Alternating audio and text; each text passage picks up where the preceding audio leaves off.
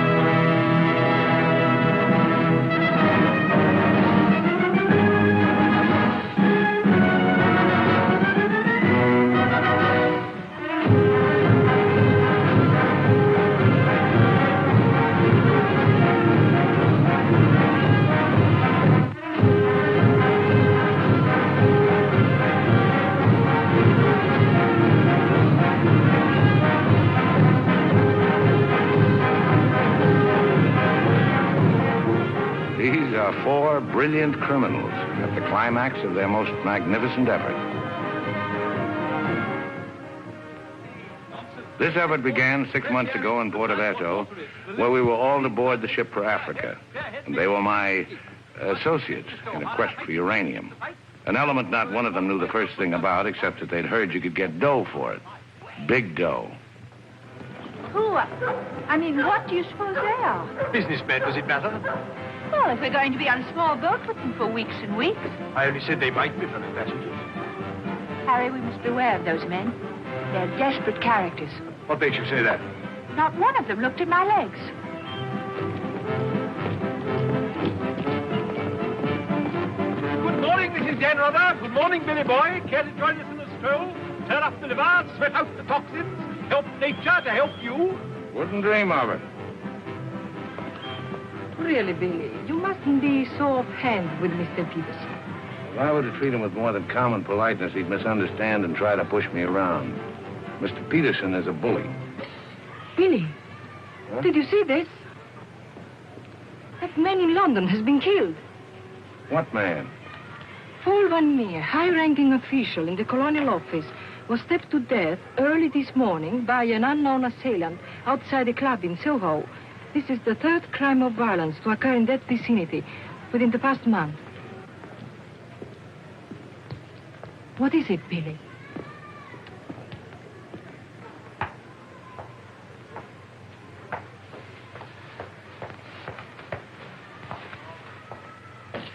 In heaven's name, Billy, say something.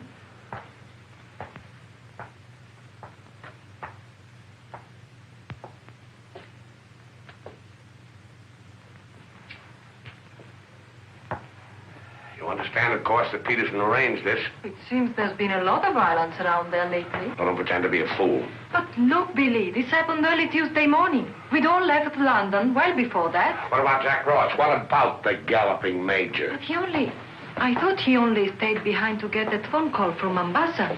If it came through, he'll be here this morning. Well? Don't get so excited. Don't jump to unpleasant conclusions. Jump, they might as well have drawn a map. Why was Peterson worried about Van Meer? What made him think he was dangerous? He was afraid Van Meer wouldn't stay bought. Afraid he'd get the wind up after we'd gone. Get visions of him trotting upstairs to his superiors, announcing I have certain information that certain persons have paid certain sums of money Don't talk so loud, Billy. to obtain illegal rights to certain mineral supplies. That Indian, that Raja or whatever he was, that you worked for in the old days, he killed a lot of people, didn't he? Ah, but he had a better style. Besides, he was out for a kingdom, half the size of France. What's the difference between that and millions of dollars?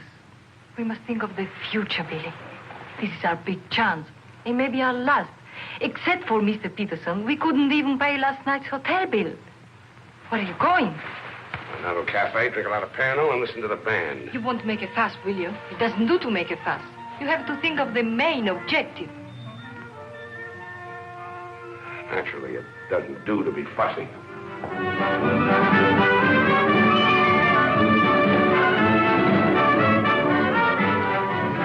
It's your move, Gwendolyn. Gracias.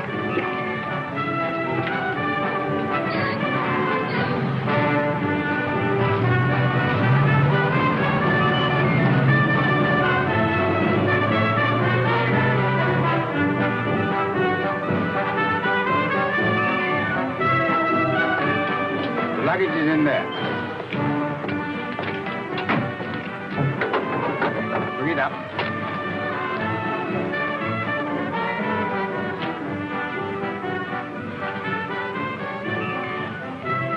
Harry, look, the desperados. Not quite now, Convict Billy. Hard liquor before noon. I'm celebrating. Celebrating what? The safe arrival of the Major. He came galloping in a minute ago looking tired but satisfied.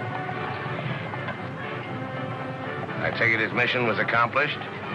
Yes, well, it's getting on for lunchtime, gentlemen. I'll see you later, Billy. Your move, Gwendolyn. Gwendolyn, it's your move. Oh. Check. Last. Are you sailing on the Niagara? Africa bound. So are we. Oh, my name is Chelm. This is my wife. How do you do? My name's Dan Rutherford. How do you do? Are your friends sailing too? The whole kit and caboodle. You're a very mysterious group, I must say.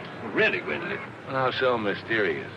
Well, for one thing, you all appear to be of different nationalities. It's your move, Gwendolyn. Check. I have a theory about you and your friends. Correction. My associates. As a matter of fact, I think you're doctors. Evil ones, I mean. You're going to the heart of the jungle where human life is cheap to perform ghastly experiments which require the sacrifice of thousands on the altar of science. You must excuse my wife. She has a very lively imagination. Check me. I don't know how you expect me to play a decent game when you keep talking all the time. Harry's been all out of sorts today. Usually he's a wonderful loser. Good morning, Mr. Danrada. I bring you the captain's compliments, along with the sad news that the sailing of the SS Nyanga has been postponed. Now, look here. This boat is definitely, most definitely scheduled to sail at 2400 hours. Scheduled, Mr. Chelm, but not, I fear, destined to do so. The fella gone, or is the captain drunk? Oh, of course the captain is drunk. But the real trouble is with the oil pump. Well, it's not good enough. Simply not good enough. Quite right, sir. But you're putting it too mildly. The present oil pump is no good at all. Well, how much delay does this mean? To locate, bargain for, purchase, and install a new one will require, I should say, more than a day, less than a fortnight. Utter hopeless inefficiency. Probably it isn't the oil pump at all. Just making it an excuse to hang about and pick up extra cargo. Guns or opium? I wouldn't be surprised if she turns out to be a smuggler. What a miserable place to be stuck in. Squalid, fifth-rate port. Ever been in Forteventura before? No, I don't know this part of the world at all. Oh, I thought not. Otherwise, you wouldn't be so upset about staying. Magnificent country. Ruins to visit by moonlight, fine stretch of beach. Back there in the hills, one of the few spots left in the world where you can get decent food and drink. It's called the Blue Pavilion. I insist you give me the pleasure of having dinner with us tonight. Oh, that's awfully kind of you, but... Us? You and your associates? My wife and me. The committee? Oh, Mr. Chelm, I want you to meet a friend of mine. This is the Galloping Major. The committee wants you to toddle round. Okay. Right away. I'll be along. Better toddle. I said I'd be along. They don't like to be kept waiting. I'll lay on a car. We'll meet in front of the hotel at 6. Arrivederci.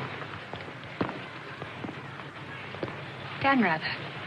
An American, I suppose. Anyway, I quite like him. Time. 24 hours in the day, 1,440 minutes for somebody else to get busy on the same idea as ours. We ought to have got the plane and flown out, as I said from the start. You remember I said it, O'Hara? My name is not O'Hara. It is O'Hara. You hear? Mr. O'Hara. Yes, Mr. O'Hara. But you remember I said it? I said we ought to take a plane. Time. What is time?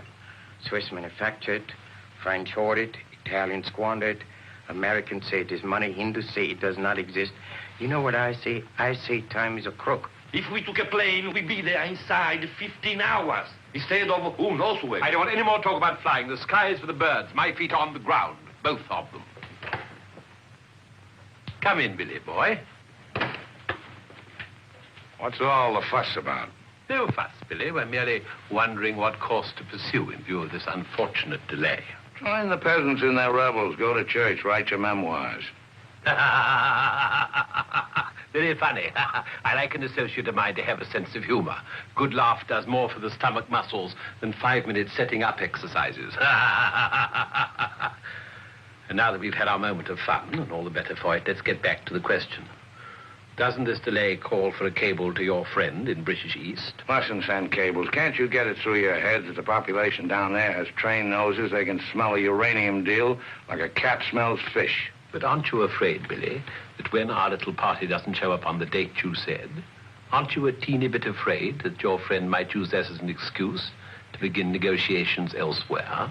If my friend were looking for an excuse, you'd find a better one in the morning papers. What do you mean?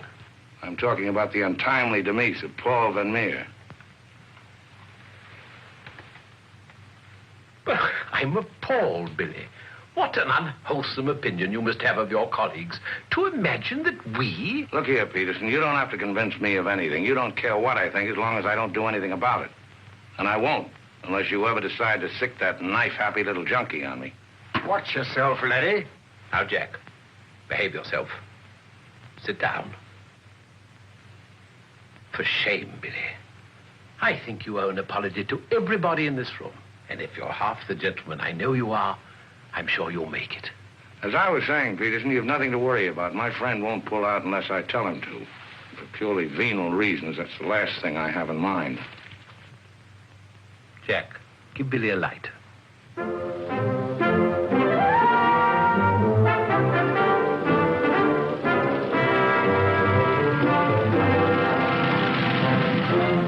What a wonderful car. It looks as if it had won the Grand Prix d'Elegance many years ago. Oh, it did. It was built for Oraposo. You know, the bullfighter. He had it made this way so he could stand up and take bows. He only got one ride in it, bequeathed it to me on his deathbed. Well, here's to Oraposo. I hope you like champagne. You mean it's yours? Well, I gave it to my former chauffeur, the fat bandit in the front seat. Harry, look at that wonderful villa. Well, that was Bertie Crampton's. Oh, you mean Lord Crampton, in Gloucestershire? His family acres marched hand in hand with ours. Gloucestershire, the cathedral towns, trout fishing, garden parties. What a beautiful life. You know England well? Emotionally, I am English. I serve tea every afternoon with crumpets, and I've always kept up my subscription to Country Life and to Tetler. Trouble with England, it's all pomp and no circumstance. You're very wise to get out of it. Escape while you can. Well, I'd hardly describe myself as escaping. Simply so happened that a relative of mine, first cousin actually, who died recently, happened to be the owner of a coffee plantation. Africa's the place now. You talk about the diamond boys, the gold boys. They just skimmed a little off the top. Potential mineral wealth of Africa's hardly been scratched. Now, there is a villa. Big. Well, that's the Villa Capriccio, famed in song and story, a 3-star attraction in Baedeker. Well, whose is it? Well, the bank's on it now. It used to be mine. Yours? Yes, I brought old Charles over from Fouquet's. You know, the old Fouquet's, to run it for me. Then when I decided to pull up stakes, I bought him this restaurant we're going to. Least I could do to show my appreciation. Well, here we are. Charles! Charles! Wait here a minute while I rout old Charles out. He doesn't even know we're in this neck of the woods. Charles! Charles! She must think we're extraordinarily naive. Knew all those people. Owned that vast villa. Bought this place because he liked the fellow's cooking. What utter balderdash. Oh, perhaps he did. I beg leave to doubt it. Did you notice his wife? She seemed to be rather a sensitive little woman. Really embarrassed by all that rot. I am sorry, signore. As you see, we are closed. We do not open for another 2 months. Charles, what the devil's going on here? This place is falling to rack and ruin. Place is closed. We shall have to dine in the hotel after all. Monsieur Dan. Monsieur Dan. Madame, Why did you not let me know you were coming? You did not say you were with Monsieur Dame. Nothing is close to Monsieur Dame. Good to see you again, Charles. It's been too long, Monsieur Dame. Not since the night you left the villa. Remember your farewell party. I've tried ever since to forget it. Remember how in the morning we escorted you to the train with violins playing, and everybody cried, like when a king you love very much leaves this country. Aren't you dressed yet? Do I appear to be dressed? Do dress, do hurry. It's the most wonderful day. And Billy wants us to drive out and see his villa. His former villa. Obviously, I can't go. I've got a chill on my liver. What a miserable place to be ill. And you forgot to pack my hot water bottle. You packed it. Gwendolyn, I distinctly remember. Hello. Oh, hello. No, I'm afraid we can't. Harry has this wretched chill. Give me the telephone. Chelm here. Yes. Quite. Absolutely. A hot water bottle. That's very, very good of you, old boy. Look here, Dan Rather, would you mind very much if my wife went alone? She enjoys this sightseeing sort of stuff, you know. Splendid. Splendid. I'll send her along. You know, Gwendolyn, nowadays, one simply cannot afford to dismiss people just because they're not one's sort. One has to try and bridge the gulf. After all, it's a new world we're going into. One's got to take it as one finds it. Face it. Use it. Master it.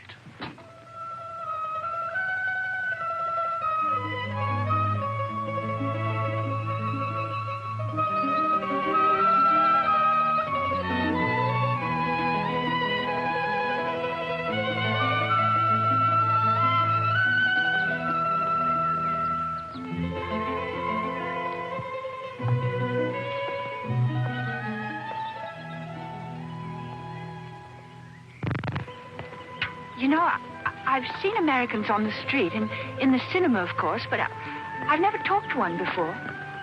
Are you a typical American? I think it's important that I should know. Why important? There are two good reasons for falling in love. One is that the object of your affections is unlike anyone else. A rare spirit, such as Lord Byron. The other is that he's like everybody else, only superior. Harry, for instance, is the very best of a type.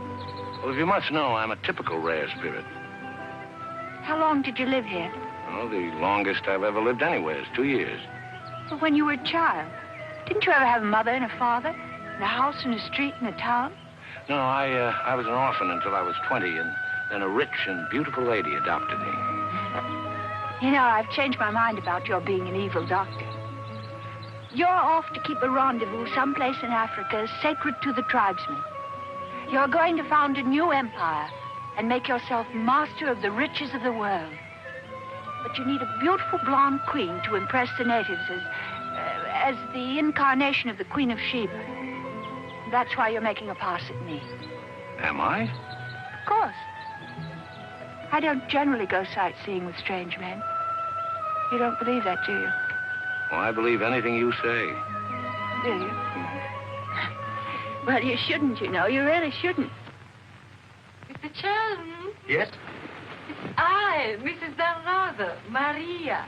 Oh, come in. Tea for two and two for tea? Now, that's most awfully kind of you. You shouldn't have troubled, really. Billy told me you had a chill. Bit of one on the liver. 2 tarsal. Milk, of course. Of course. I feel I should like somehow to do him a good turn of some kind. You do? Well, naturally. Oh, I see. Naturally.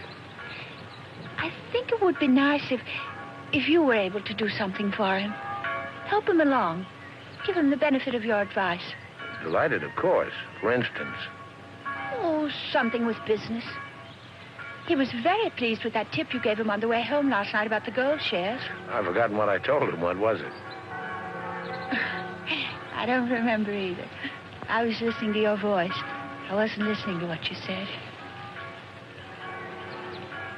You see, if you were helping him, it would be so much easier for us to be together a lot out there in Africa. Was he any headed for business? Why, he's simply brilliant. I wouldn't have thought it. But of course he is. You don't suppose I'd marry a ninny, do you? If you imagine that Harry's simply going to Africa to plant coffee, you're very much mistaken. In point of fact, coffee is the least of Harry's interests. In point of fact, the land he is acquiring is extremely rich in certain minerals.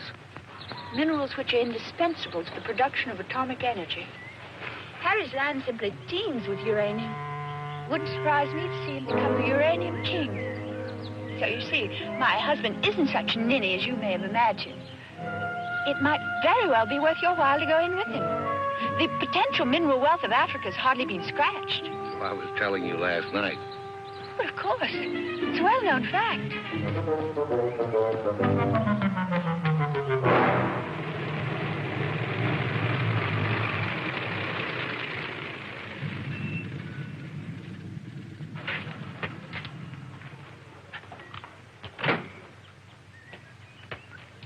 Billy boy. Had a happy day?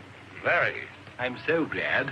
What an attractive woman Mrs. Chelm is. Is that what you called me over to tell me? Who are the Chelms?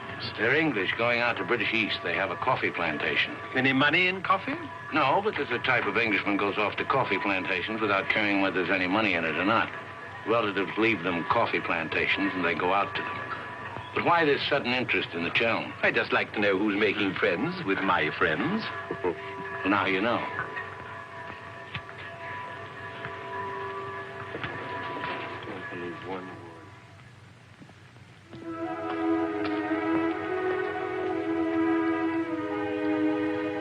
You know, if I ever leave you, it'll be for someone of the type of Harry Chelm. Well, bully for you. I suppose that type of Englishman is like a story I once heard. An English gardener in England was showing some Americans one of those wonderful English lawns. And of course, they wanted to know how to make a lawn like that. And this English gardener said... He said all you have to do is get some good grass and roll it every day for 600 years. I heard that story before you were born. Englishmen tell it when they're feeling down in the mouth. Just don't understand the Chelm type. You're not even listening. You never do. Someday I'll say goodbye and you won't hear that either. One day I shall really meet my type and run off with him. And you'll be simply amazed. That's possible. George Moore said, I learned it by heart years ago. He said that each great passion is the fruit of many fruitless years. George Moore was a very distinguished English writer, you know. Except that he was Irish. Cheer up, sugar. If I make $1 million on this deal, I'll buy you an old English lawn, one we can roll up and take with us.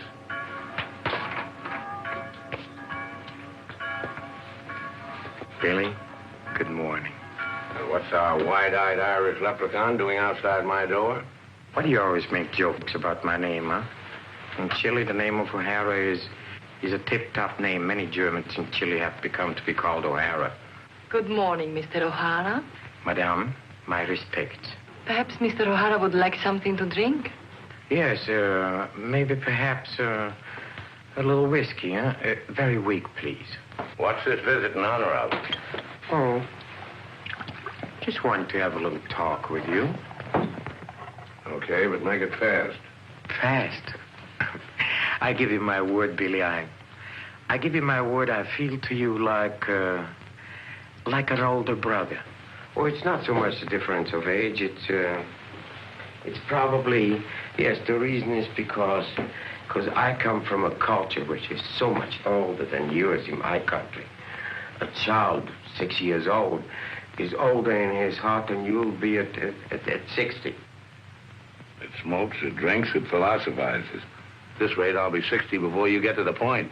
The point is that Peterson, Ravello, myself, we are the principals in this case. We are in with the money. We cannot switch around and turn, but an agent, It's easy to imagine that he could conceivably doesn't feel himself quite as irrevocably committed as Peterson or... We're fellow passengers, I believe. Not quite yet, would you say? Too sadly true. By any chance, you don't happen to have seen your Mr. Dan about? I don't think Billy's up yet. Not 11. He's rather a late riser. But he said it. Well, anyway. I shouldn't put too much stock on what Billy says, particularly when he's had a few drinks. It's not that he means to break his word, he just forgets that he's given it. Charm and dependability so seldom go in one package. There are exceptions, of course. Your husband, I imagine, from his manner and behavior, is one. Oh, yes, very. Well, quite, Harry. I'm so looking forward to meeting your husband and having a chat about Africa. By all means. I understand he's in coffee? You make it sound like a total immersion. Part of Africa we're going to is due for some pretty important changes. In my opinion, things will be booming out there before you can say Jack Robinson. I do hope there won't be too many changes. It's completely unspoiled out here with some of the loveliest scenery in the world. I can't imagine anything more lovely in the way of scenery than to have a few acres of gold and diamonds cropping up on a piece of land I bought for a song. Heaven forbid. Next thing there'd be big, ugly holes everywhere and great, horrid machines instead of lovely scenery. Anyway, I don't think my husband worries much about money and business, that sort of thing. Really? I mean, to appreciate my husband's point of view, one has to understand his background. Those lawns, hundreds of years in the making. Those immemorial elms. Those walls hung with family portraits. Generations of them. Those great echoing galleries where so much of English history is being made. Taxes must be terrific on a place like that. What would people like the Chelms care about taxes with their kind of money? I mean, when a family's been a power in the city of London for so long, one of the great financial families. Power in the city? You mean... Oh, yes, of course, one of those Chelms. I'm surprised you know about them at all. Very few people do. They prefer to work behind the scenes. I find it rather hard to believe that a man in your husband's position would go to Africa just for the coffee planting. You're very quick, aren't you? In point of fact, he isn't. In point of fact, he has a very special reason. So I suspected. It has to do with sin. Sin? Since the war, my husband has been almost exclusively concerned with spiritual values. He feels that if he can get away there, in the heart of Africa, he will come face to face with essentials. He wants to work out the problem of sin. Sin? Why, yes, of course. Isn't that what we're all most concerned with? Sin? Gwendolyn, what are you doing here? I thought we were supposed to meet on the beach. Harry, I want you to meet Mr... My name is Peterson. Been having the most delightful talk to your wife. She tells me you're interested in spiritual values. I myself am vastly Harry, concerned. we'd really better be going. You'll excuse us, Mr. Peterson? What have you been telling that man? Nothing, Harry.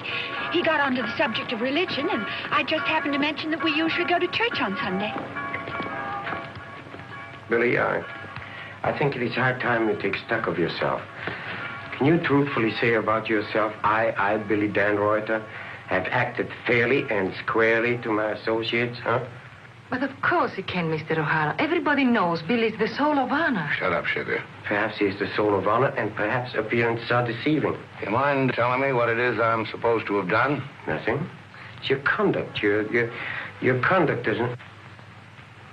Your conduct does not inspire confidence, and confidence really is the most important necessity in an undertaking of our kind. One may be completely innocent, but if one's actions invite suspicion, one might as well be guilty. To be trustworthy is not more important than to seem to be trustworthy. Billy, have you done something you shouldn't have? Tell me, Billy. Tell me the truth. My conduct. Who do they think I am, their hired man? But you are, you know. You are the hired man. How good and kind of you to remind me. How good, how true, how kind.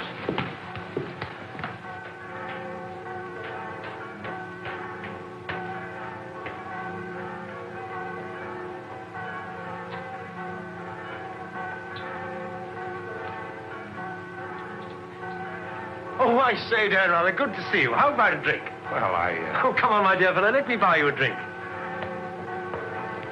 Oh, Gwendolyn, don't forget to send one to Aunt Beatrice. Can't understand it. Gwendolyn distinctly said she'd join me on the beach. Then I come back and find her sitting there in that cafe. Extraordinary creatures, women. Well, let's drink to them. Pano. Scotch. Come on, you tiny little wreck, have a drink. We're drinking to women. Take the drink, but won't join you in the toast. Glass of Irish. Women. Hitler had the right idea. Keep them in their place. Kleine Kinderkirchen, babies in the kitchen. Say what you want to about Hitler, he had his points. Come. Look here. This generation's had its chance. Hitler, Mussolini, those are the men. Now is the age of the barbarians. The world's going up in smoke. I say, let it come, get it over with. Well, if you don't mind, I'd like another year or so of worry. Worry? Just 1 minute, laddies. I've just 2 or 3 words to say to you, laddies, and that's don't worry. Don't ever worry. I'm in a position to know secret information. The Rosicrucians, the Great White Brotherhood, the high secret orders. But you've no faith. You must have faith. Faith and power, secret power. Men who guard the trust from the deepest insides of the whatchamacallit. Mystic rulers, all one club, chained together by one purpose, one idea. Mankind's champions. Follow me, Billy? Oh, why, of course. This generation's had its chance. Hitler, Mussolini. I can't stand here and permit you... Are you interrupting me? Relax, Jack. Have another drink. I simply want to state that things don't happen to be what certain people imagine. An officer may find himself strapped for money, and he may undertake certain things which in other circumstances, no. Absolutely no. Absolutely. Absolutely no. In the old days, I should have simply told people of your ilk to buy their own drinks. Poor old Jack. I'll teach you. I'll teach you to insult an ex-officer of the Indian Army. Well, are you yellow? The bar. You're Major Ross? Right. Ross here. Right. Right again. Come along, the committee. Saved by the bell. I've never heard such rot in my life. Sin. Oh, sin. All I could do was to keep a straight face. No, I'm certain of it now. These are 2 very clever and dangerous antagonists. Sit here and help me close. But how could they possibly know what we're up to? Great interests like the Chelms have ways and means. Yes, and I'm convinced they're out to get us even before we get started. We must get ahead of them. Time has entered the picture in a new way. Never forget the time factor, gentlemen. It always enters the picture in the end. I'm sending a cable to London. I want full information on those Chelm interests. British Africa, too. Check up on his interest there. Every time the plane lands, I'll try and reach you by telephone. Keep me informed of the latest development. Dan Reuter, that lying, swinish, rum-swilling double-crosser. What pleasure it would give. No, you can't at the moment. We need him. Right now, we need that swinish, lying double... Did I hear my name? Rub-a-dub-dub. 3 men in a tub. Tub? Oh. Been a change of plan, Billy boy. You and I leaving for Africa. How's that? You and I are flying to Africa by the next plane. Oh, what's happened, Peters? Must be something important to get you on a plane. Perfectly simple, Billy boy. The trouble with the oil pump and the general uncertainty about when the Nyanga will sail forces me to sacrifice my personal comfort. I prefer to fly rather than run the risk of arriving too late. Well, there's also such a thing as arriving too early. What do you mean by that? Well, the land doesn't come up for auction for a couple of weeks. My friend can't make his move until then. If we sit around British East all that time, somebody's going to start wondering who we are and ask questions. Is that your real opinion, Billy, or are you just looking forward to a long sea voyage with the attractive Mrs. Chelm as your companion? Or perhaps you have even other reasons. Such as? That's for you to know and for us to find out. You'd better get your packing done.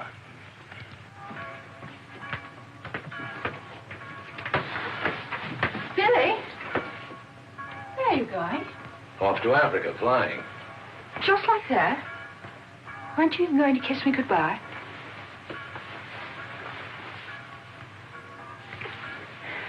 I wish. Don't say it. What? That you wish we'd never met. You'll be coming on the boat, and in Africa we'll get together and... I think I hate you. Letting those revolting men order you about. Don't deny it. I've watched them. They treat you like a servant. They say, hop it, and off you hop. I know what it is. They have a hold on you. Some black secret that could ruin you. What makes you think that? No, know it happens all the time. My old Spanish nurse told me that half the people in the world would be ruined at once if everyone told what they knew. But couldn't you have them done away with? I mean, you must know plenty of people who could bump them off. It probably cost a good deal, but it'd be worth it, certainly. Oh, it's not impossible, except that afterwards I wouldn't have any money. This way I stand to make a lot. Millions? Maybe. Then perhaps your connection with those men isn't quite so undignified as I thought. Those millions, would they be pounds or dollars? Well, either way suits me. No, that's very careless of you. The state of the pound is so uncertain. You must think in terms of hard currency. Maybe I should hire you to handle my affairs. You could do worse. I'm awfully intelligent, really. Come along, Billy boy. The car's waiting.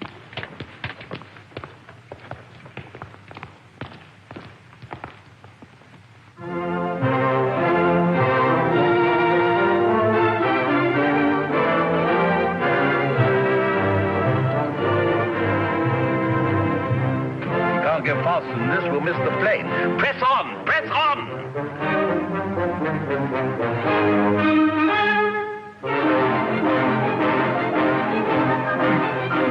High posting.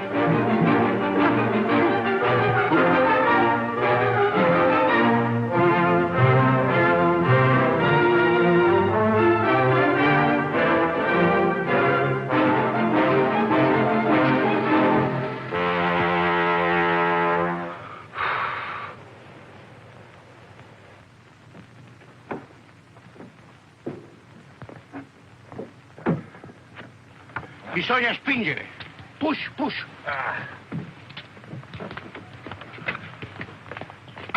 Come on.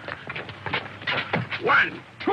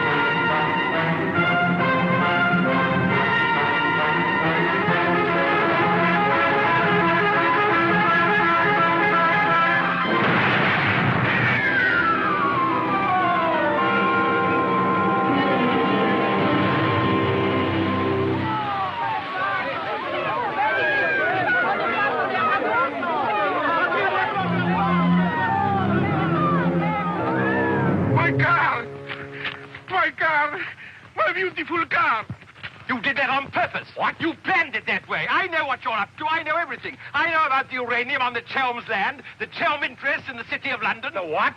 You heard me, the Chelm interest. I take it your information comes from a reliable source. It does, from Mrs. Chelm herself, in fact. Ah, magnificent. Simply magnificent. You must pay me back for the loss of my beautiful car. If you weren't a benighted jackass, if you could see as far as you could spit, you'd know there's no such thing as a Chelm interest. You'll have to do better than that, Mr. Danrother. Very much better than that. Don't believe me. Check with London. If you find out he's anything more than a down-at-heel Gloucestershire squire, you can have my services for nothing. You mean Mrs. Chelm is an unqualified liar? Well, let's say she uses her imagination rather than her memory. You will make restitution with no Mr. Dan, either the money or a new car. Why, you fat bandit, I gave you the car in the first place. How I came by it is beside the point. The fact you gave it to me doesn't make it any the less mine. Shut up. That's right. Threaten me. It is not enough that you destroy my beautiful car. Now you... my beautiful car!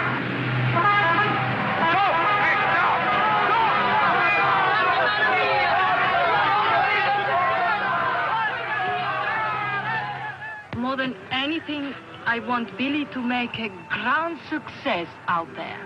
Well, as you care so much about money, I should have thought you would have left Billy for some rich man. I shouldn't think Billy would mind, really.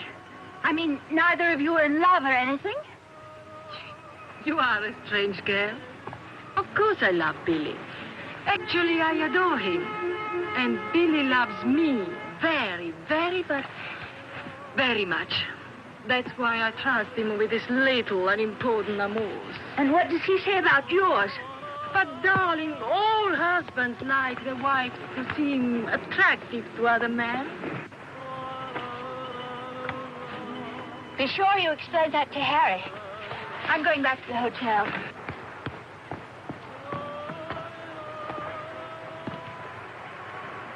Mrs. Stanrother, Maria, I'm afraid, I have some shocking news for you. The boat is not going at all?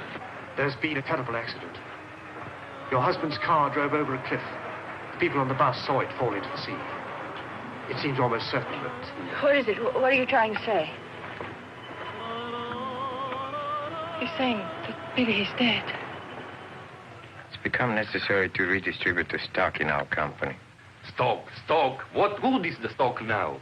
We can't deal with Darada's friends. Not without Darada.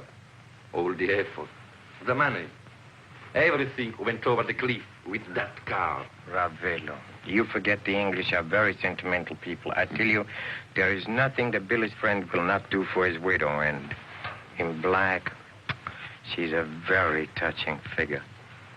Poor Maria, you really have had a wretched time of it. You are very understanding. If only there was something I could do. Just now, if you could bring me an aspirin. I have a headache. Don't move. Just you wait there. I'll be back in a moment. Mussolini, Hitler, and now Peterson. A great man, a great loss. I'm going upstairs and reading my Bible. Why all the clothes? Maria has a headache. What's the matter with you? Go away. My dear girl, I'm as sorry about Dan rather as you are. But after all, it isn't as if he was one of our oldest friends. I was in love with him. He was a very pleasant acquaintance. What did you say? I was in love with him. Really, darling, have you no control over your romantic fantasies? I loved it. Can't you hear me? I love you. Oh, rot. You're just dramatizing again. By George, you were right, after all. I did pet it.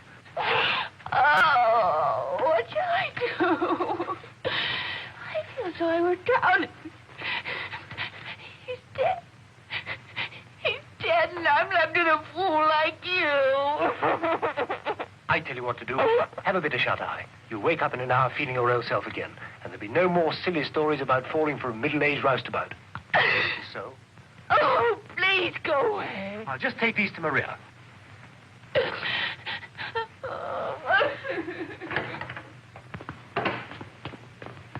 Mr. Shelm, this is very important, for you as well as for myself. Yes, well, get on with it. There is now an opportunity for you to secure enormous profits with virtually no risk. I want to beat about the bush. Our purpose in going to... For you as Billy's widow, it will be very easy to persuade his friend in British East, and for capital, we have Chelm. Why don't you be misinformed as to my interests?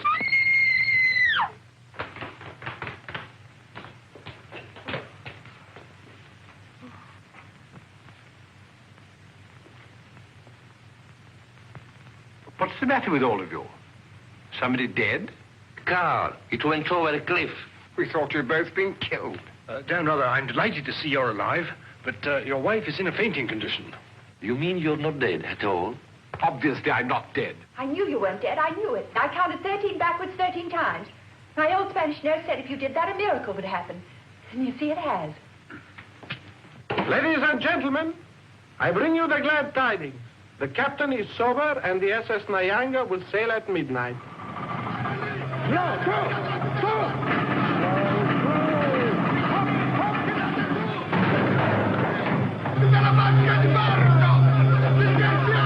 I can't see it anywhere. What can have happened to it? My dispatch box, where is it? A black tin box this size. What have you done with it? Guardi che la sua valigia gliel'ho messa in cabina. I told you to take the most particular care of it. I shall not go on board till my dispatch box has been found. Having trouble, Chell? I think that I can't cope with myself, thank you. È la seconda volta che glielo dico. La valigia gliel'ho messa in cabina, è inutile che insiste con me. Says he put it in your cabin, whatever it is. Idiot! Why didn't he say so in the first place? Say, look. What's happened to Harry? Been giving me the fisheye all evening. Oh? What is it? Perhaps it's because when I thought you were dead, I told him I was in love with you. You what? I couldn't help it. It made you seem less dead. And? Oh, he didn't believe me. He thought my nerves were upset. Sort of delirium. He thought it quite a joke. The idea of my inventing a love affair with a middle-aged roustabout like you. That's what he called you. Well, now that I'm back in the flesh, you'll begin wondering about that delirium of yours. I suppose seeing you alive is different from thinking of you dead. You're just great, cooped up on that tub with a suspicious husband. Billy.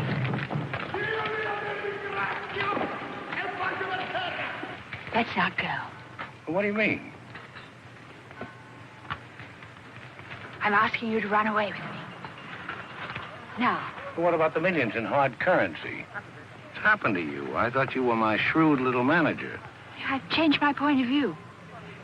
I thought we'd get to Africa and you'd make your fortune and everything be wonderful, but now I think it's all too risky. Too many things can happen. I want us to cut and run for it right now. You really mean that? With all my heart. Oh, no, that's impossible. Why? Well, for one thing, Mrs. Danrother might not go for the idea. She's not quite as sophisticated as you are. Please, Billy, listen to me. I've thought it all out. We'll take the bus and catch an express for somewhere. The shot's not on the table. You're not in love the way I am. If I loved you 1,000 times more than you say you love me, it still wouldn't make any difference. I've got to have money. Doctor's orders are that I must have a lot of money. Otherwise, I become dull, listless, and have trouble with my complexion. But you're not like that now, and you haven't any money. It's my expectations that hold me together. You really mean that, don't you, darling? Sure, I mean it. And your main reason for wanting lots of money is so that you'll be ever so attractive and I'll love you more and more. That's right, baby. I'll help you, Billy. I can, too. I'm something of a witch. My old Spanish nurse said I could have been professional. Don't look now, but they're raising the gangway.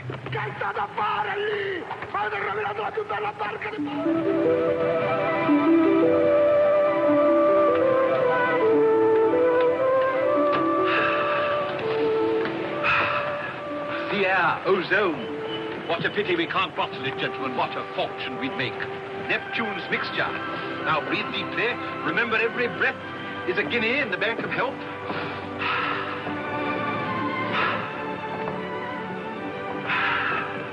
Good morning, Chell. Why, that's good. Very good indeed. I didn't know you were an artist, Mrs. Danrother. I'd hardly call myself that. I only dabble. The nose is not enough long. The ears are too small. Only has one eye. Now, come along, gentlemen. We must not dawdle. Blow the man down, bully, blow the man down.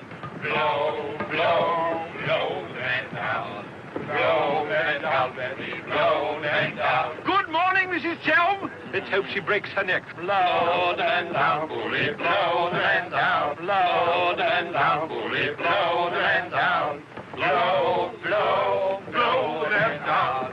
Blow the man down, bully, blow the man down. Give me some time to blow the man down. Mr. Peterson?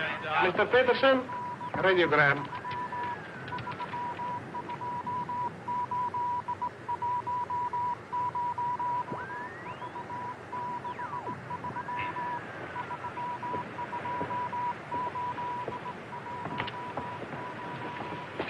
No Chalmers State, Gloucestershire. Stop. No Linda Gentry, Chalmers. What do you make of that? He's not a Gloucestershire squire. Like Billy said. Just as I was beginning to take Billy at his face value. But if he's not what Billy said, then what is he? We are at sea again, gentlemen, in more ways than one. Mystery, more mystery. Billy is a liar. Heaven only knows what Chelm is. CID, maybe. You borrowed my thought. What to do? What to do? The time has come for direct action. You remember last night when we came on board? The fuss he was making about his dispatch box?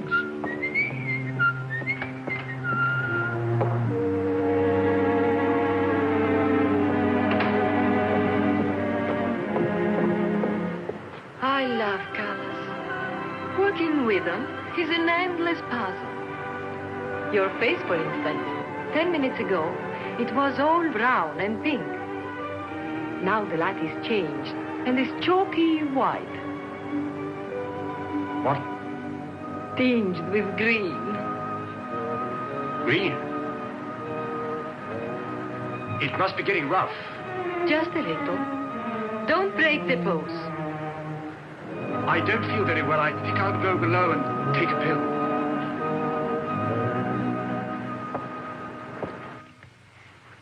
It's incredible. Harry Chelm is just... Just Harry Chelm. Nothing. Nobody. A ruddy refugee from Earl's Court. With hold a bottle. Look. And a letter of introduction to the secretary of the governor. The secretary, mind you. Disgusting. Purser! My box! A bit up and down, isn't it, sir? It's gone. Oh, yes, indeed. Major Ross took it. I saw him sneak it out of your cabin. I like to keep my eye on what goes on aboard the ship. Where did he take it? I believe Mr. Peterson's cabin. In fact, I'm sure.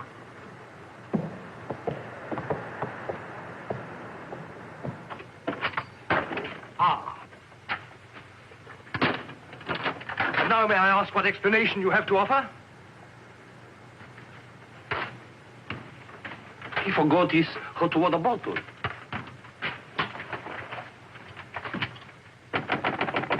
Billy? Come in. Billy, have you heard what's happened? I've seen the paper in days. It's not funny. They've stolen Harry's dispatch box. Who stole his dispatch box? That dreadful little major. He took it to Peterson. They went through it. It's all your fault. I suppose you know that. My fault? Well, the poppycock you've been peddling, all that junk about the Chelm interest in London, uranium on your land. Well, in a way, you're the one to blame. I'm the... I mean, you acted so superior. I was falling in love with you, and I couldn't bear it for you to think I was just a nobody. Married to the son of a boarding house in Earl's Court. The son of a what? A boarding house. That's what Harry's parents do. They run a boarding house for decayed gentlefolk. But the way he talks, the way he acts, I thought It's just that he sees himself in a place in the West Country with trout streams and horses, leading the life of a country squire. It's not his fault if people take it for granted that he has a place like that. He's never once said that he had. Well, country gent, son of a boarding house or whatever he is. I suppose I'd better get his box back. Oh, he got it back himself. Well, then there's no harm done. Except that Harry's gone to the captain. He's going to have them put in irons. He is what? He says that's what they did in the Royal Marines. Look here, Skipper, there's a perfectly simple explanation for all this. I happen to own a dispatch box which is very similar to Mr. Chelm's. When I didn't find it in my cabin, I asked Major Ross to see if it had been stowed away somewhere else by mistake. The Major found what he thought was my box in the saloon with some other luggage. The box has been in my cabin ever since we sailed. Under the berth. As soon as I saw the box, of course, I realized at once that it wasn't mine. I simply opened it to find out to whom it belonged so that I could return it to its rightful owner. I can't conceive why this gentleman should imagine I should be interested in a box containing patent medicines. I'm not a hypochondriac. Purser, tell the captain exactly what you told me about the box. Why, sir, you asked me whether I'd seen it, and I said it might be the one I'd seen being carried along the passage by Major Ross. You distinctly told me that you'd seen it being taken from my cabin. Oh, you must have misunderstood. You were rather ill at the time, if you remember, sir. That's all, Purser. He's been bribed. He's in league with these criminals. Just a case of a misunderstanding. That's how I look at it. Now, what about a little cognac? To wash away any ill feeling. I don't care for a drink. And let me assure you that this matter is far from settled. While rifling through my personal effects, I feel certain that you must have noticed I had a letter of introduction to the Secretary of the Governor.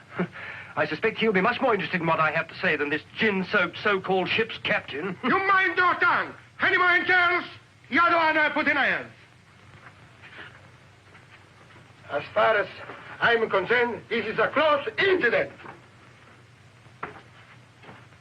You got your box back. Why don't you forget the whole thing? What possible interest do you expect the Colonial Office to take in? On the contrary, I expect them to show considerable interest in a gang of crooks who are trying to swindle the country out of vast uranium deposits.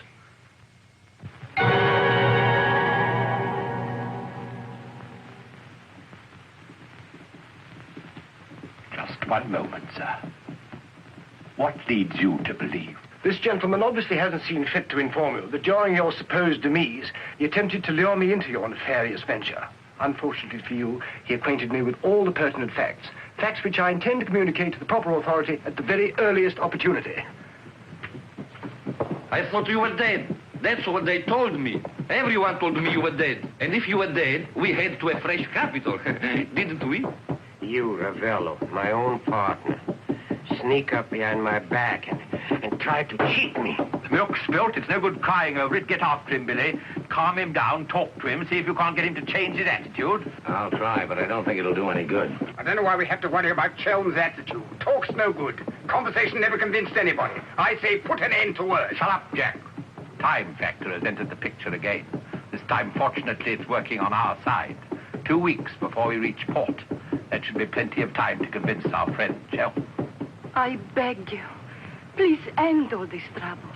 If things go on, either you will be done away with before we ever get to Africa, or you will live and denounce Peterson to the authorities, and that will be the ruin of all my plans and hopes. In the long run, you'll do much better to get clear of these people. They're thoroughly undesirable. The long run. I'm tired of the long run. I am not even thinking about them or about myself. It's only you that concerns me, Harry. No need to worry about me. Ever since I met you, you fill my thinking. You are becoming an obsession. Don't you understand, Harry? I am deeply in love.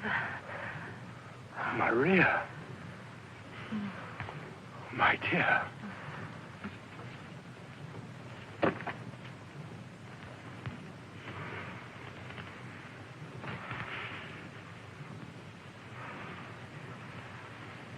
Only you could make a woman feel like this.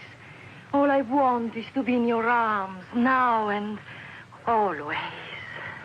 You forget I'm going to be done away with. Oh, no. It will be easy to arrange. What you must do is this. You will write me a letter. A love letter. You will tell me that you cannot denounce Peterson, because then I will suffer too. Because you love me so much, you cannot bear to hurt me. Such a letter they will believe if I show it to them. My dear girl, you must see that this is quite out of the question. I don't propose to make compromises. Not compromises, Harry, darling.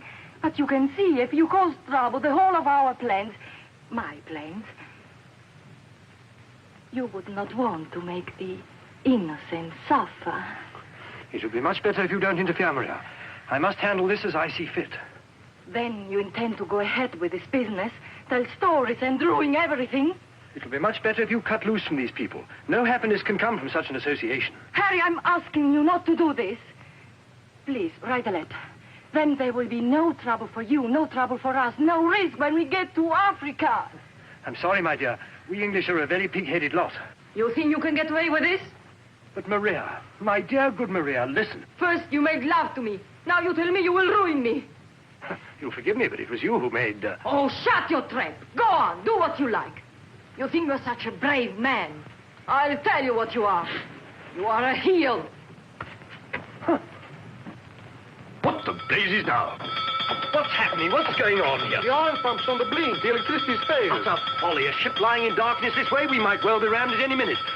I'll tend to this myself. Which way is the engine room? The passengers are not... I'm sure your chief engineer will welcome the advice of an ex-officer of the Royal Marines.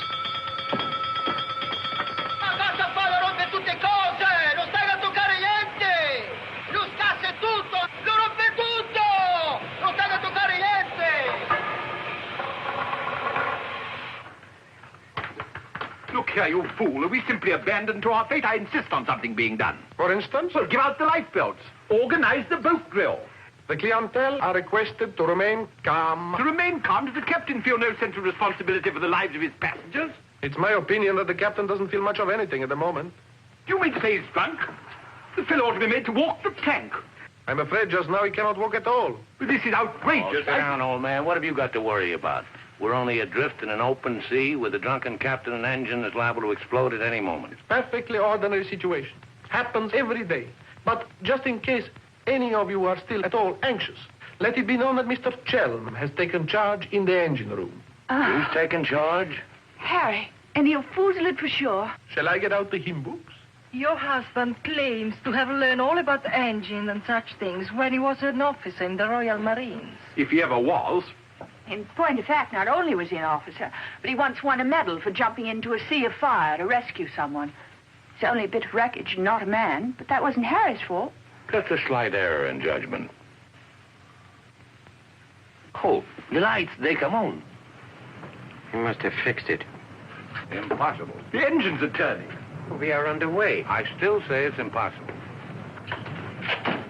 Ladies and gentlemen, may I have your attention for a moment? I'm happy to inform you that the oil pump is now in perfect working condition. Putting it right was no great accomplishment for anyone with the slightest mechanical bent. Anyhow, we may now proceed without further delay and in absolute safety. Oh, Harry, you did. You boozled it. But when you wrecked the ship, where is your Forward, please. Captain wants to see you. There you are. You devil! You wrecked me, beautiful ship! Nothing of the sort. Some scallywag down there sabotaged my work out of pure malice. Just blowed my engine up! Keep your head down. Let's all behave like little gentlemen. Stay out of this, stand, mother. I can handle the brute. What happens now? Do we get the life belts? Do we abandon the ship? There's no immediate danger. The passengers will please to return to the saloon. We're heading for the nearest port, and there seems to be some chance of our making it. Let's go. Come along. Now, who was last down? Last. Billy boy, be a good fellow and make a fourth at bridge. The Major has no head for cards. A few rubbers will soothe all our nerves. Oh, thank you. I'll soothe mine with a double scotch. In fact, I think I'll make it a triple. No ice, no water. Right, sir. How about you, dear Mrs. Dadbrother? Little bridge? Oh, so sorry. I have the most fearful headache. I think I'll go to my cabin. Oh, what a shame. Well, boys, we'll have to make it cutthroat. What about Harry here? Maybe he'll take a hand. That, under the circumstances, is a most unsuitable suggestion. Gwendolen, I must ask you to either move to another table or else leave the saloon. Harry, for heaven's sake. I don't care for my wife to associate with an associate of criminals. Don't be absurd. Billy's not a criminal. He's the best friend we have on this boat. We're not in need of such friends. You need any friends you can get. The only thing standing between you and a watery grave is your wits. That's not my idea of adequate protection. Purser, how much longer before this ship reaches port? If we ever do get to port, it should be within 14 or 15 hours. That's a long time. Sit down, make yourself comfortable, have a drink. Enjoy the Major's piano recital. Come on, Peterson, buy us a drink. I'm afraid I can't accept hospitality from persons whom I intend in a few hours' time to denounce in a place of justice. 2 spades? I admire your sang-froid, Mr. Peterson. Or perhaps you don't think I'm serious. We shall see. Spade clubs. Gwendolen, are you going to do as I say? Not when you speak to me in that tone. Not when you try to order me about. In that case, Where are you going? on deck where the air is less polluted.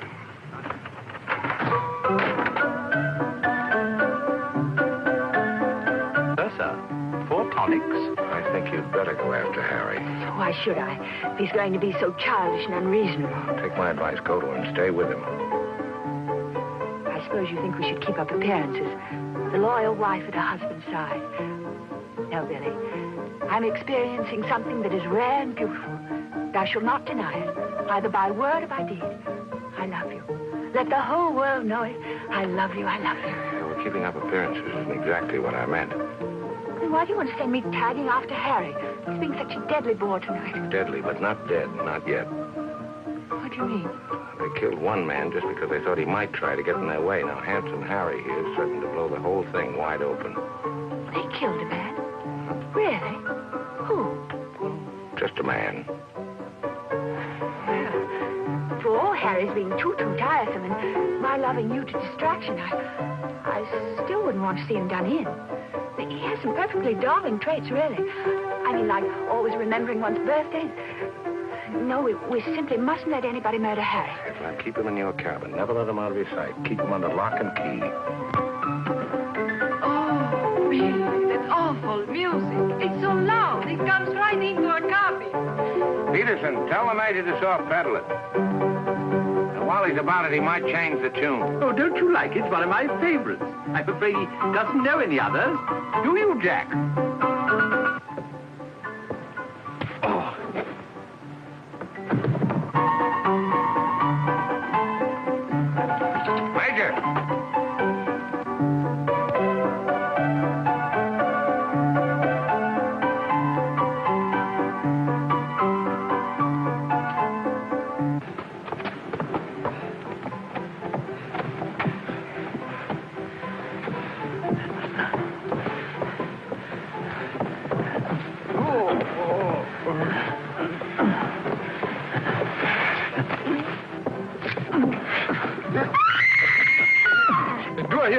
screaming?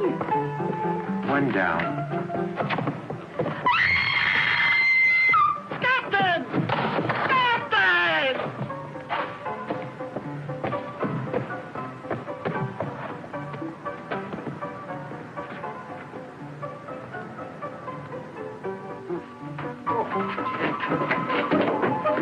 What happened?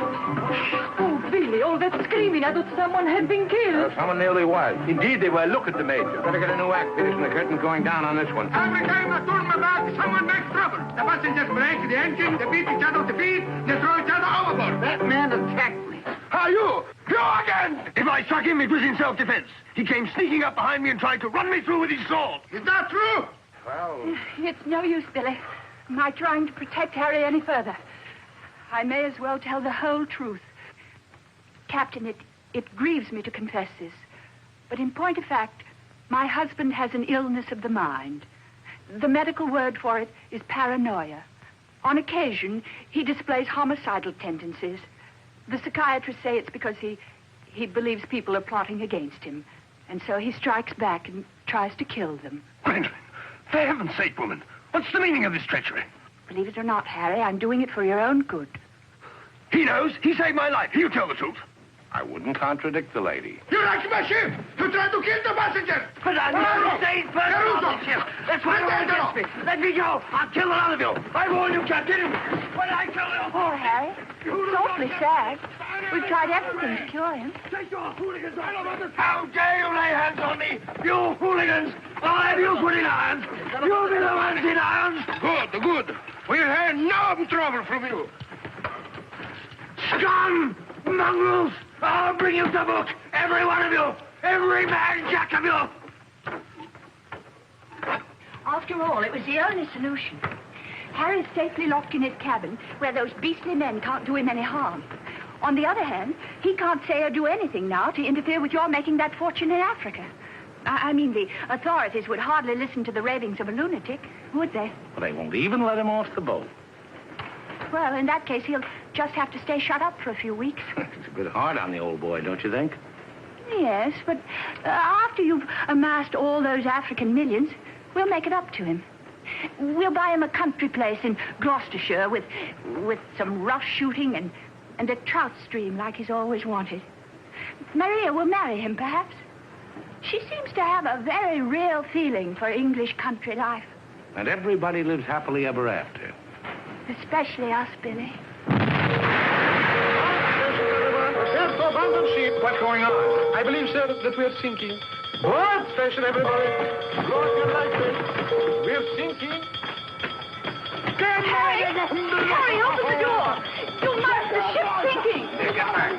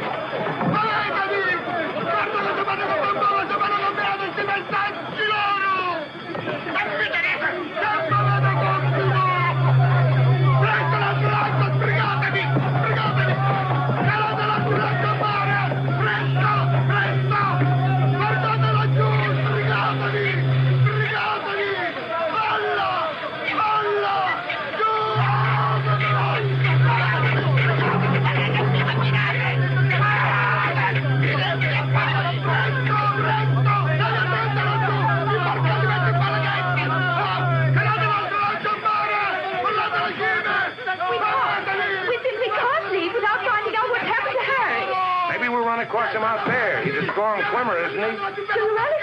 I don't say we will, but it's possible. Anything's possible.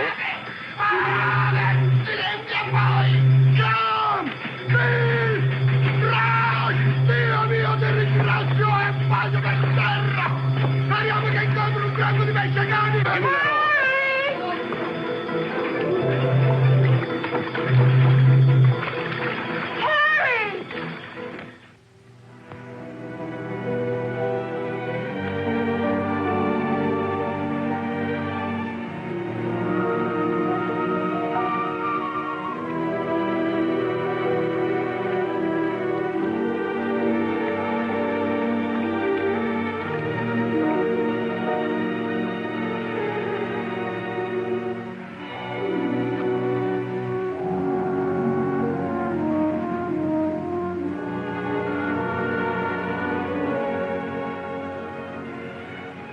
Where do you suppose we are?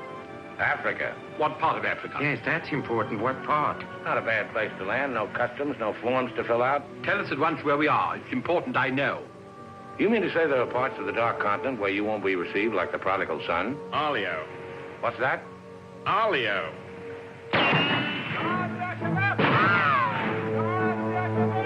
Better get down, everybody. Oddio, mamma mia! Adams! Oddio, mamma mia!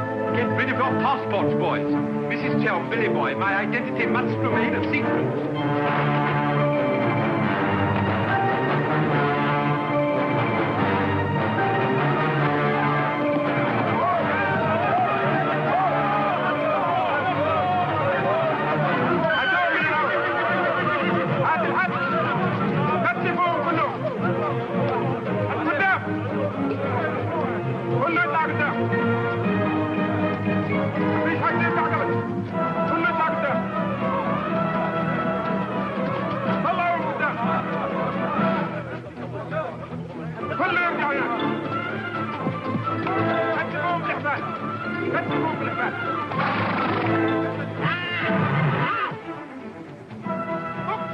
Olio, what's that?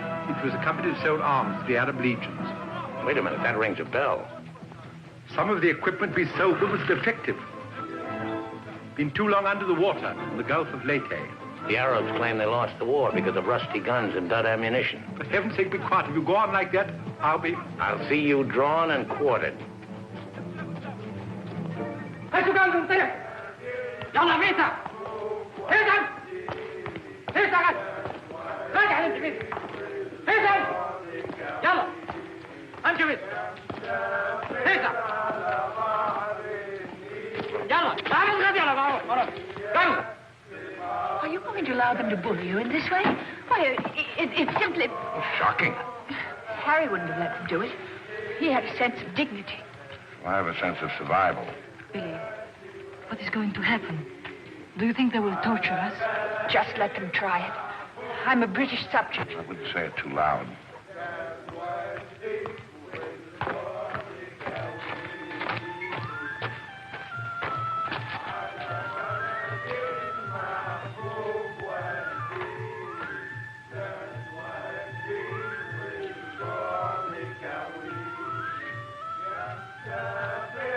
We shipwreck. Big boat, go down. Bottom ocean. We take little boat. Row all day, row all night. Savvy? There's only one way to deal with these swine. Walk up to them and kick them in the belly. Show them who's boss right away. We sight land. Your land. Praise Allah.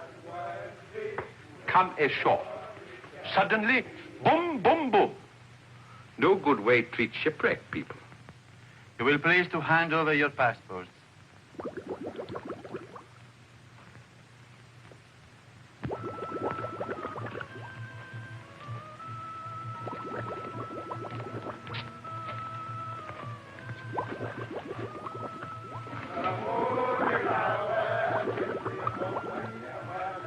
There seem to be 4 missing. Will those who have not handed over their passports hold up their hands?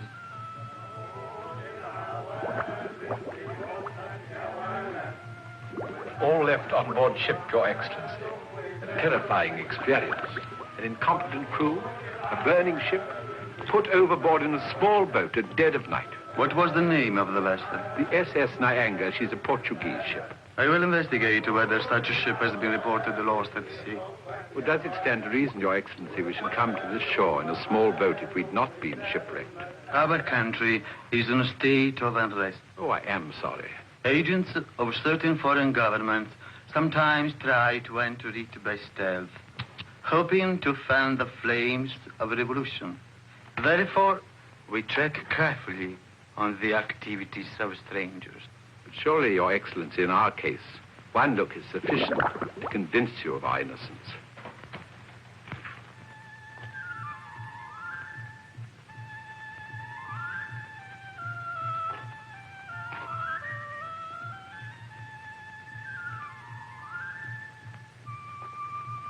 No. One look is not enough.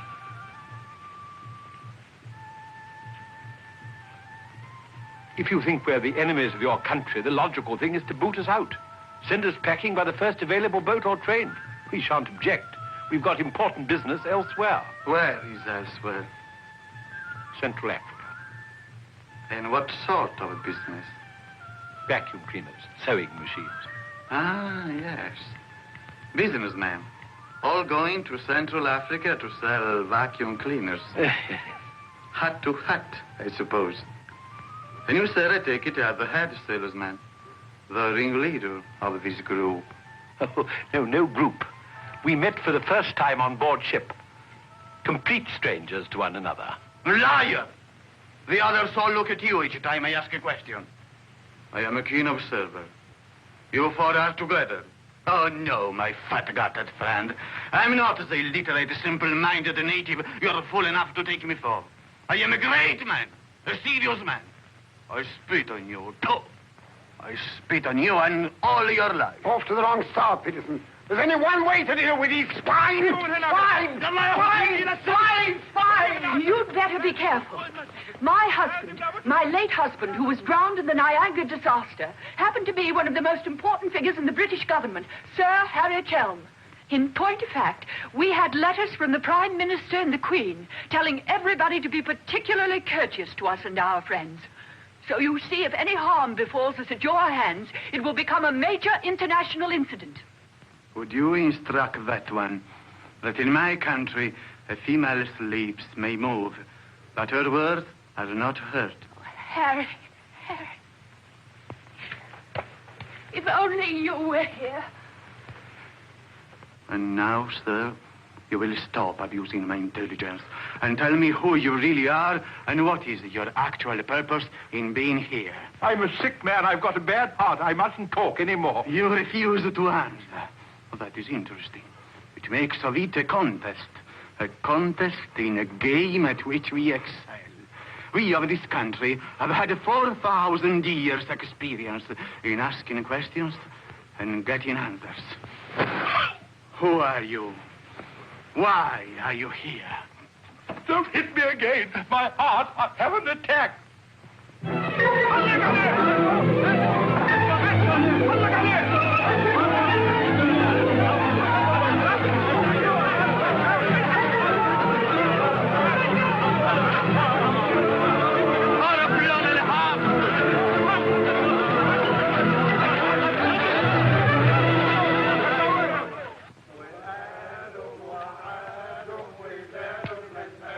Billy's led a thoroughly decadent life.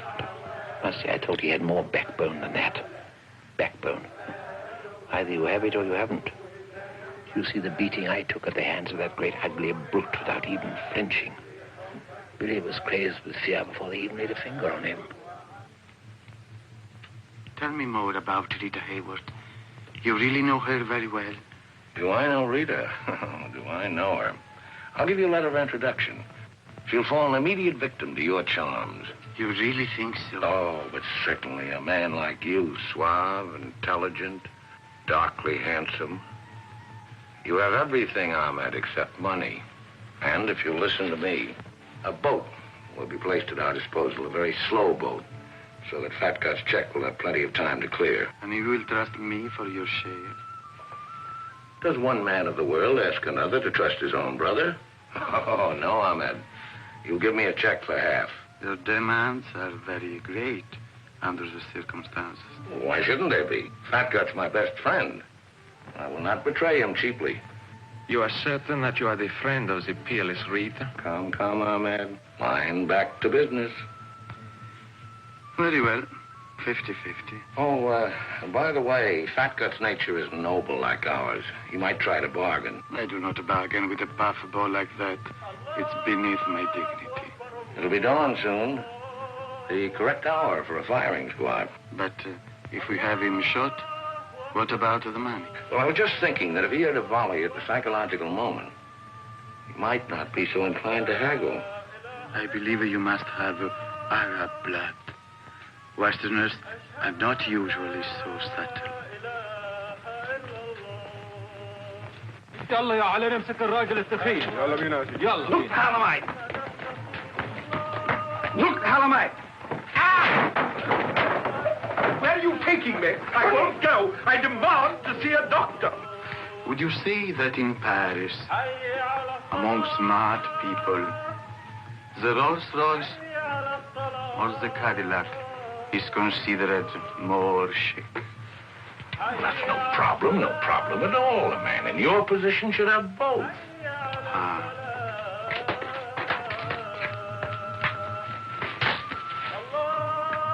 Mr. Dannerather, I believe, would like a word with you.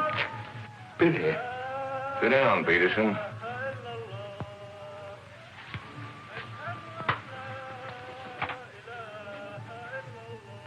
I've been talking to Ahmed here, and he's made the phone.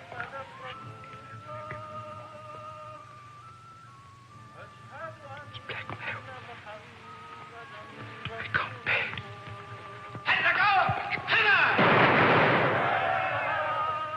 What was that? Paris, but it's execution day. Will he take a check?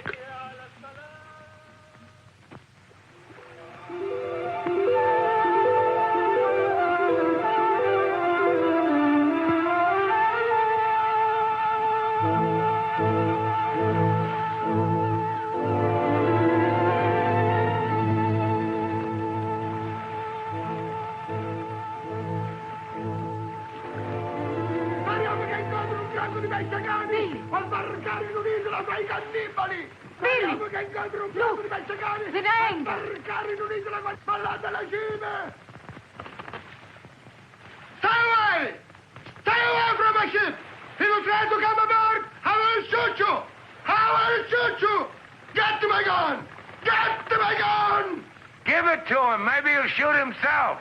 My gun! My gun!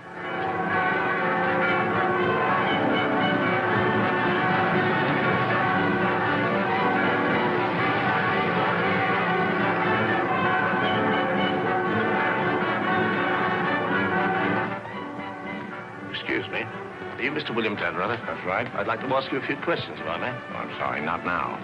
Forgive me, but it's rather important. Yes, it always is. I was a newspaper man myself once. Very well, you may quote me as saying that everybody was heroic except Mrs. Dannerather, who ate all our boots. Very amusing, but I'm not a reporter. Oh? Jack, go to the phone, make reservations. The first plane to Nairobi, 6 seats. Yes, and if they don't have any, talk to the right man and tell him if he kicks other people off the plane, we'll make it worth his while. I always said we ought to take a plane. You remember I said that, Mr. Horror. I said we ought to take a plane. That's dawdle, Billy boy. Great deal to do and not much time. Those are the other members of your party? Yes, I'd like to talk to them, too. Oh, what's it all about? I believe you were acquainted with a Mr. Van Meer, now deceased. Peterson, you and the boys better come back down. The gentleman here wants to speak to you, a Mr. Jack Clayton of Scotland Yard. You take your wine here or upstairs, Mr. Dunn? No, we'll have it here. Care to join us in a drink, Clayton? No, thanks. It's a bit early in the day for me. I read somewhere that a Scotland Yard man never accepts a drink from anyone he intends to arrest. Is that true, Mr. Clayton? Quite so. Mrs. Dannerather? No, I'm Mrs. Chelm. This is Mrs. Dannerather. Oh, how do you do? Well, I wouldn't dream of alarming you lovely ladies, so perhaps I'll have a glass of bubbly after all. Peterson, how do you do, sir? How do you do? Ravello. And, Mr. O'Hara. O'Hara, Julius O'Hara, delighted. No, I'm the one to be delighted. It had begun to look as though I'd never catch up with you people. That would have been a bit embarrassing. You see, this is the first time I've ever been abroad on an investigation. I've spent quite a lot of money. And my chief can be very sarcastic about the money one spends, particularly if you fail to deliver the goods. Mr. Clayton is presently interested in the Van Meer murder case. The Van Meer murder case? Oh, yes, yes. That fellow in the Colonial Office. Yes, I read about that in the paper. It was a shocking affair. According to Mr. Van Meer's appointment book, Mr. Peterson, you had lunch with him at the Savoy a few days before his death. That's quite correct. Mr. Van Meer was an expert on African matters. We wanted his advice about affairs in British East. Do you recall the subject under discussion? Vaguely. Crop yield, the native labor situation. Inches of rain. Vaccination, shorts. How long did you know Mr. Van Meer? Oh, a couple of months. We met half a dozen times. Did he ever make mention of any enemies, business or otherwise? Did he say anything about romantic attachments? I mean, did he name any women? No. I should have been very surprised if he had done. Mr. Van Meer struck me as being every inch a gentleman. Oh, of course. Well, that's all. Unless somebody has anything further to add. I have. I think you ought to know that the business of one of these businessmen is murder. I beg your pardon. Major Ross, I mean. I can't guarantee Major Ross murdered this Van Meer person. I assure you, however, he attempted to murder my husband with a long, thin dagger, which he always carried about in what looked like an innocent swagger stick. Go on, Mrs. Chelm. You see, Major Ross is employed by Mr. Peterson there to do his dirty work. One might say he's a professional killer. My husband found out certain things about Mr. Peterson. Things in point of fact that are a matter of empire, involving, as they do, a plot to exploit our kingdom's uranium resources. And that's why Mr. Peterson decided to have him done away with. Don't run away, Mr. Peterson. That's always tantamount to a confession of guilt. Tantamount is what I call it. More champagne, Clayton? No, thank you.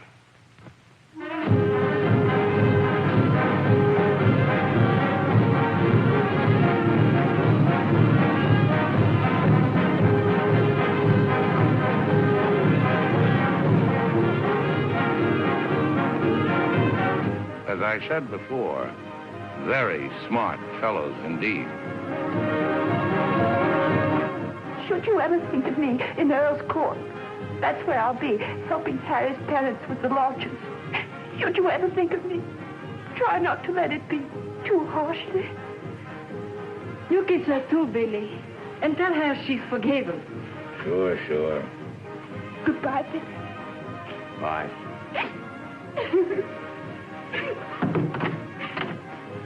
For Mrs. Chelm, just came on the ship's wireless.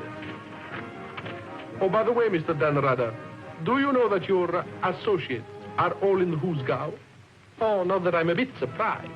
I put them down as thoroughly bad characters, right off the bat. But then there are so many bad characters nowadays. Take mine, for instance. Harry! He's alive!